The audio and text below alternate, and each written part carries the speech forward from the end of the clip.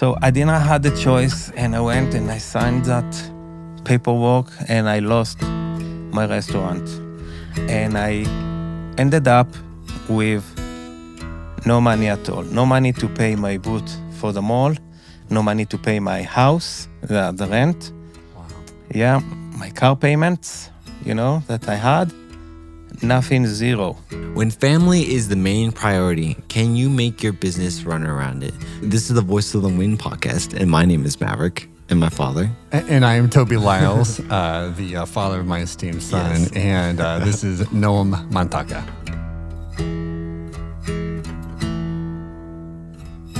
You know my story. I have a big,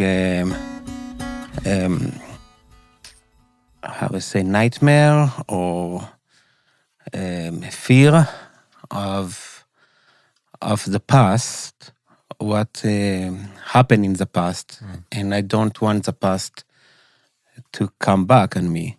So I choose, not to make money, but to be with my family, with my kids, with my wife. Yes. So the school district that I work, it's the same hours that my kids going to school. So I can, after my work, I can go and pick them up, be with them, to be present as a dad. I'm your dad, Not just dad, bringing money, this to know. In the past, my kids, the oldest kids, and we get to it, probably what's new about me is, my name is Abba in Hebrew. This is what my kids also call me, Abba. And Abba... That means father. Yes. Right. Yeah, like dad. Yeah, like dad. Okay. And Abba is bringing the money, and that's all. Because I was working over 16 hours a day sometimes. Just going out 5 a.m., coming back 10 p.m. And just give them a kiss, good night, and, need to do my thing. Exhausted. So it was easy on them to lose me, to in their head to make a switch that the money maker, our income is not in our life anymore. So we erase him. Wow. So this is the way, probably the reason was easy on them to alienate me. So I lost 2 kids. Yeah. So now I have my new family, and I put everything, just, to be with them, to be present with them, that they will have the best memories, and be with me. It's worth more than money. In your story, when did you move to the United States? Age 37. After 37. Yes, I had a very bad divorce. Yeah. On age 35. I couldn't keep up with the payments what required. I was working 3 jobs. Because I have a U.S. citizen, because my mom is American. Okay. She came from America, from the United States, in early her life, but I had the passport. So friends told me, why not to try, in United States, see, maybe you can keep up with make something, and keep up with the payments. Because the high payments was, what I obligate to pay, and renting the apartment, it's expensive, because I rented my apartment next to my kids where they live, to be to try to be close to them. What didn't went through, and I flew to United States. Yeah, I was working like three jobs. Wow. Yep. 3 jobs. I remember that story. That was 3 jobs, and you still weren't, or it was hard to make those payments, right? You couldn't. Yeah, I tell you, I came to your interview we were focusing on only the positives. I know the other interview has had a lot of negatives in my life and my story, and I like to be focusing and only negatives. But you cannot forget the past. You need to face it. But to make a long story short, I worked three jobs, and my ex-wife just went to a court and said he worked in three jobs. He have more money. I want more money. So this is how I couldn't keep up. Okay. My goodness. So but it was a good school for me. Not good school in a good way. It's a good lesson for me to learn. It's a life, and in life when you have obstacle, you need to learn how to pass it. When you fall, you need to know to fall on your feet, come up fast, and continue running like a cat. You cannot say, "Oh, now I fall." Or no one will help you suffer. People will enjoy your suffering. The best revenge is a success, to show people, hey, you didn't broke me. I'm still here. I'm kicking, and I'm kicking better, and I'm doing better. So when you were flying to America, do you remember what that felt like? You're just all positive. I'm gonna make it. Okay. It will be okay, and whatever happens, nothing will break me. And I just, I will.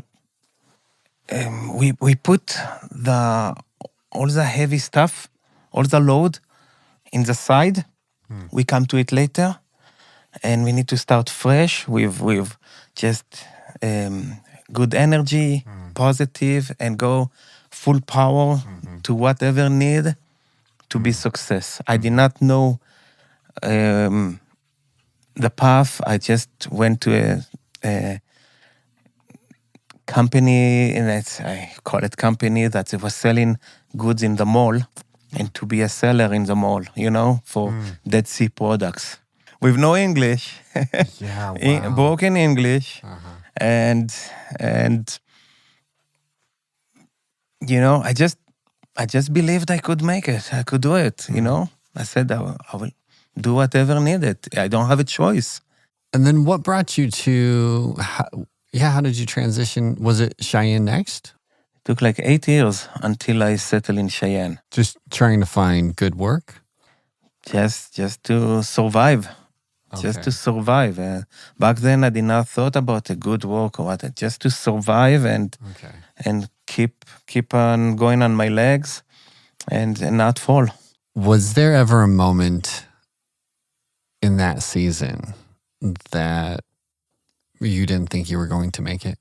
I find myself at my lowest point of life in 2016. And it was February 2016. It was lowest I think I've been ever in my lifetime. It was in California, in a place, if I will say it, people say, how you survived the 4 or 5 years. It's called El Centro, California. There I owned the business. Okay. So I had a booth in the mall. I was selling hair straighteners and curly irons at the mall. Yes, I tried some makeup. Even I went to course to do it. Okay. And I made a friends with so in the food court, someone that had a juice business, juicing business in the food court. Made friend, and we decided to partner, and they had the available location, and to take that location and build a fast food restaurant in the food court, and will be a Greek style. Yeah. And there I started to make falafel. Try to make my falafels, and and I put all my money I saved. I put all the eggs in one basket. This is a big mistake, to put all your eggs in one basket. I took all my savings, everything I had, to put in that restaurant, in the food court with that partner, his dad, and we made it happen. That business partner eventually he was from day one plan on how you say screwing me, Oh man. scammy. Yeah. It was a scam. Oh, Okay, it was a big scam that I fell for. I'm sorry. His dad scammed me, and he took all the money that's supposed to go to the IRS. He spent it and took it, and then the restaurant started to grow a big debt to the IRS. Obviously, I had no money on me.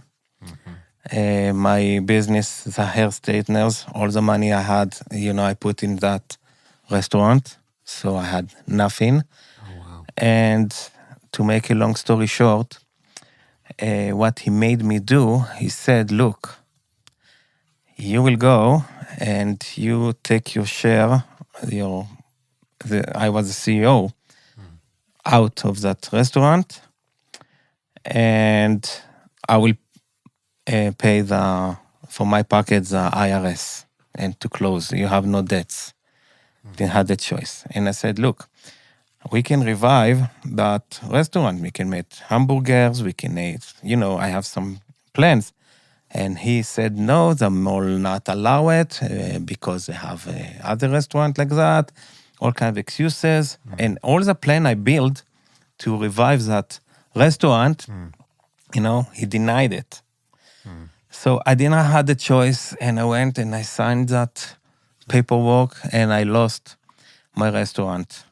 Not only to say that all the work that I put there, I had no penny, all the hours and the work and the time that I put and the money, and I ended up with no money at all. No money to pay my boot for the mall, no money to pay my house, the rent. Wow. Yeah, my car payments, that I had, nothing, zero. Zero, what I do next. And the moment I signed the paper and, came, 3 hours later, I see a new menu that he put, the menu I built, Yeah. So, lucky me, 4 or 5 years before that era, I was in Cheyenne, had a business in the mall selling balance bracelets at the mall for 3 months for the season, for the Christmas season. And I met amazing people, amazing community. And this guy, I was in touch with them all the time. So in 2016, in February, in that lowest point, when I talked to my friends in Cheyenne, and I told them what's going on with me, they said, Noam, why don't you pack everything, come to Cheyenne, stay in our house, Wow. and we see from there what will happen. If not them, I don't know where I will be. Yeah. So I took a U-Haul, a big U-Haul, packed all what I had, and just drove all the way to Cheyenne. And this is where I started in Cheyenne in March 2016. Wow. With nothing on me. Zero. Starting over again. Starting again from scratch. Did that feel like a start over? Maybe like the move to the States, or did it feel similar, or did it feel like a whole new season? It's have a lot in common, but the feel that the more feel that from losing money is a feeling I was stupid, how I did it, how I got scammed, this what can break you. Not the money. Money you can make, Money comes, money goes. But the feeling that, how you let it happen, how you did not think about it before, how you put all your basket in one egg, why you did not keep something for rainy day, how you lost your house, in Israel, in the divorce, how you did it, why you did all these things. Yeah, it can eat you. Yeah. But if it eat you, you will not survive. You need to just learn from your mistake and push up and say, okay, I was stupid back then. Let's not make that mistakes, again. Let's not make, And so far, 10 years, I'm doing it, This is the longest time that I'm pushing hard and doing it. We're interrupting this story because I've got a great story from Edge Flight. I have Janae Vidakovich. And, when I was a kid, I think some of the moments where I just stopped and I'd mess with wires and, tools, and I broke a lot of things. But I think that has built some core memories for me and strengths as well as for my kids. I did this. I just threw stuff in front of them all the time. You guys built something just for that. Yeah, for the creativity. I think that's the other part of our CubeSat kits is not just educational in the STEM, in the engineering and math and the electronics, the Arduino. It builds their brain can just look at it a different way. And I think that's the educator part of me going, yes, this is why we have these kits as well, is because we want that creative outlet to be used in all different kinds of ways. And with our kit, they can do that. It's all bagged and tagged, and we have the curriculum to go with it, as well as videos. But it engages the student in that creativity that is so important. It's so important today for the students to have and the kids to have that. Yeah. Yeah, there's a whole lot of research that goes behind that and how important it is just to be able to sit down with nothing going on and then, play with stuff. Yeah. So this is play, this is fun, Yes. it's creativity. If someone's going to go find out more how to get this, where do they go? edgeflight.com/VOTW. It's so hard to overcome that sometimes. The feeling of I messed up, or like you said, I'm stupid. What do you think it was that helped push you through or get you to a place where you moved past that feeling? To be honest, okay. In Israel, one time that I was waiting to get entered to a court session, discuss some, money issues or whatever. My ex-wife, was there also, with her twin her. And she told me something that eventually what she told me, she saved my life. The words that she said is, don't worry, my goal is that you're gonna commit a suicide, and you're gonna commit a suicide because of me, because I will miserable your life so badly that you go and kill yourself. This is what a mom of my kids saying to their father, But I hope this will be the most negative and the only negative in this interview. But why I'm saying it, this is what kept me. Because when I was at my lowest point, and sometimes you think to do something, and you say, no, I will not give her the satisfaction. She will not get the satisfaction. And here come the best revenge is your success. You will not break me. You cannot break me. I will not let you break me. I will just go up and forward, and your word will just make me strong. We need to hop to the part where you start Noam's table at some point here.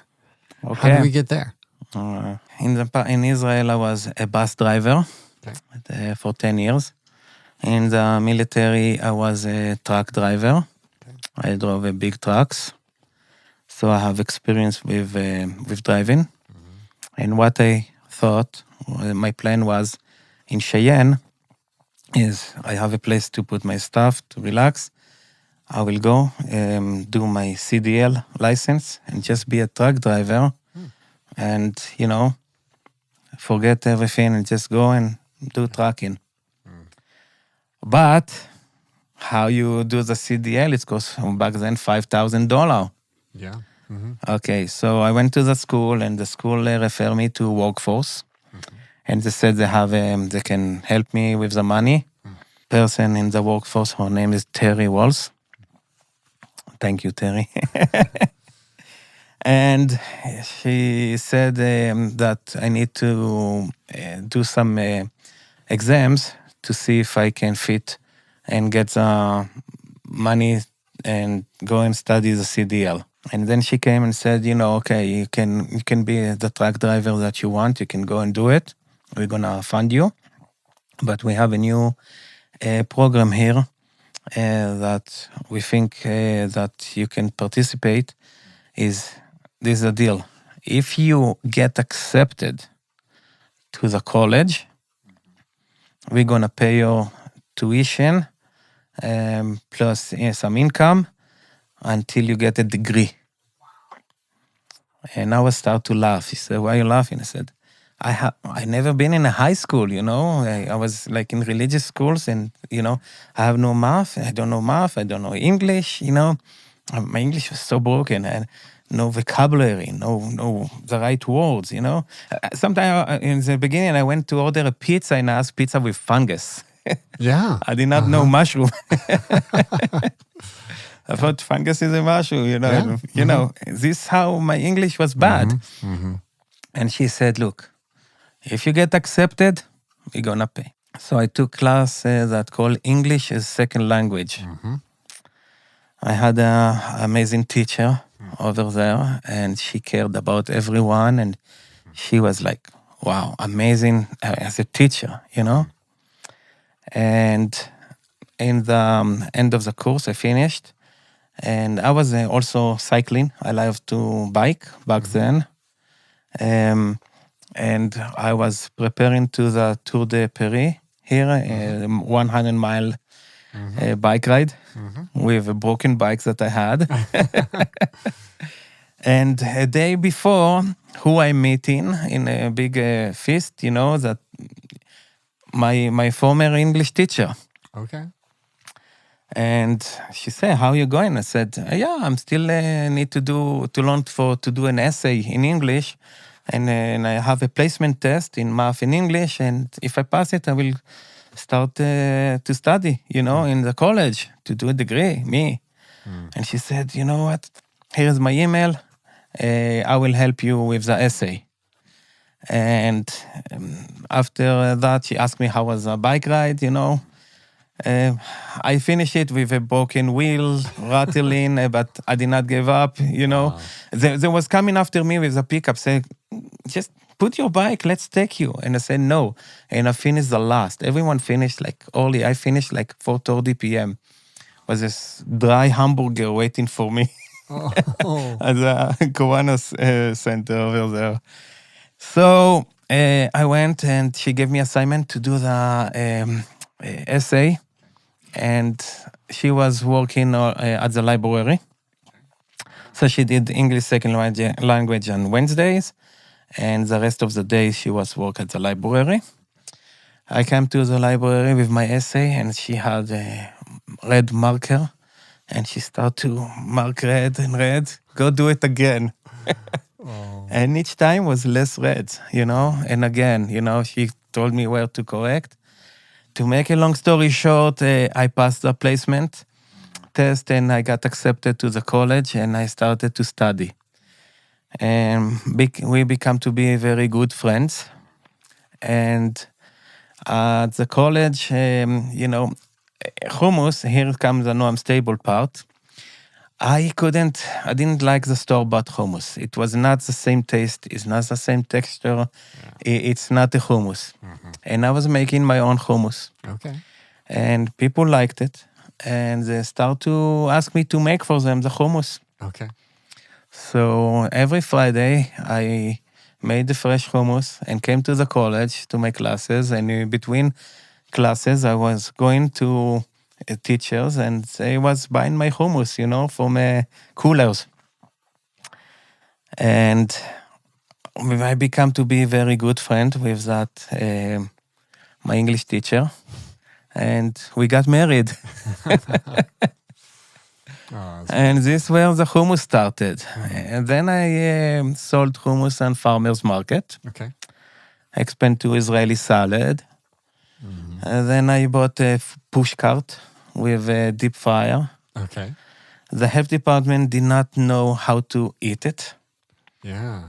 Because what we do is they never had someone with a push cart and they cannot give me a license, permanent license. Okay.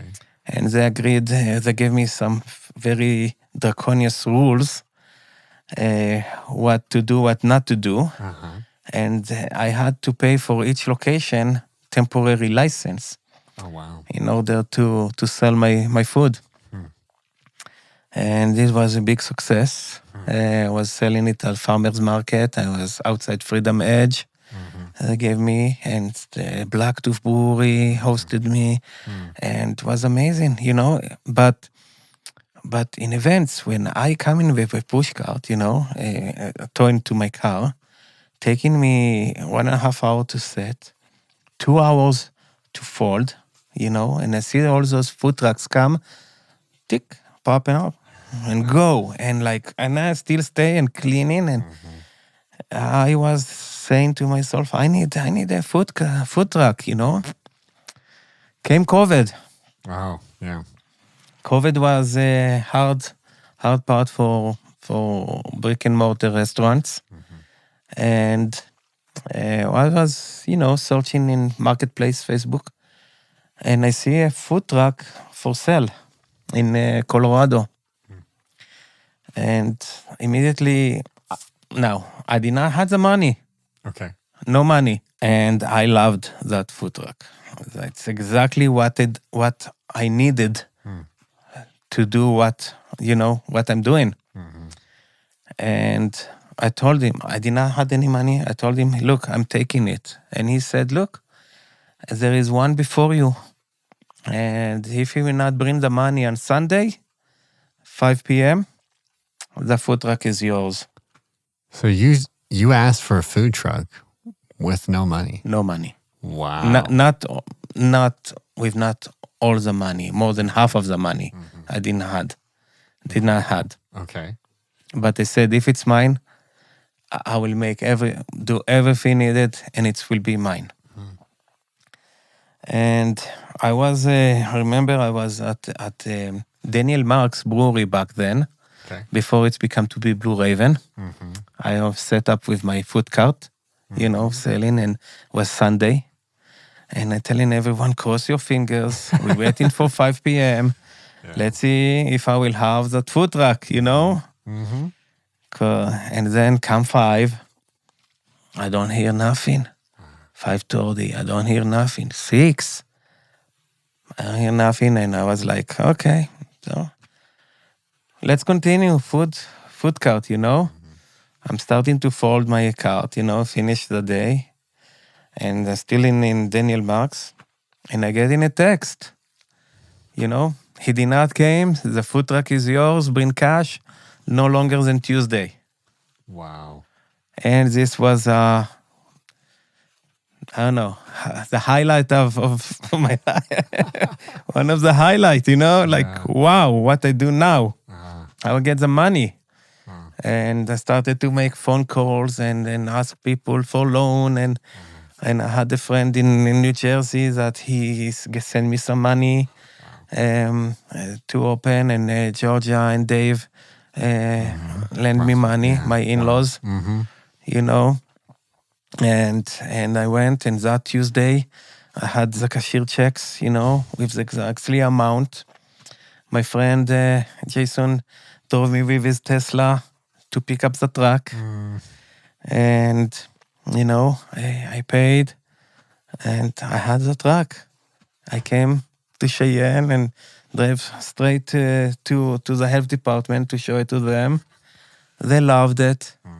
Just I needed to do a big changes inside because for my Israeli salad, I need to wash my fresh fruit, and it needed like a special sink for it. So I had to rebuild, make room and rebuild, and I did and modify changes. But this is history, And to make my falafel, it took me like 3 years to perfect it. The spices, the consistency, the way, I put it in the mold and deep freeze it immediately, It was hard. So this is Noam's Table Food Truck. Have we missed anything before we wrap up that is just super important? I think you had a question there. If you give a name for a chapter, what the name will be? Yeah. Because I thought a lot about it, And the name of the chapter will be Choosing Family Over Growth. Yeah. Yeah, it's family is most important thing, Money comes, money go. You have money, and you in a second you can lose the money, and then you feel why I worked, why I put all this effort to make this money, and then it disappeared. Where is all my hard work, my knowledge, all what I did? But when you build a strong family, a lovable family as family always will be there for you. I can't imagine. I mean, starting a business is already hard. Like starting a business we know we've obviously talked to a lot of people. They all say it's hard. And is for different reasons, but always hard.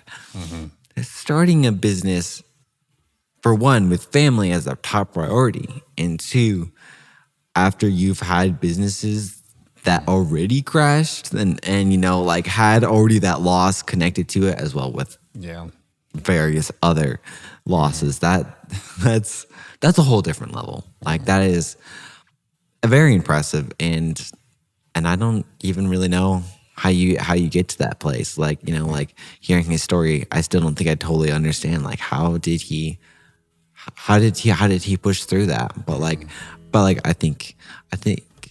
I guess it just teaches us that to keep pushing through, and he did it by following his dreams, and I think that really is the lesson, that he followed what he wanted to do and kept working at it. I think that's really, really important.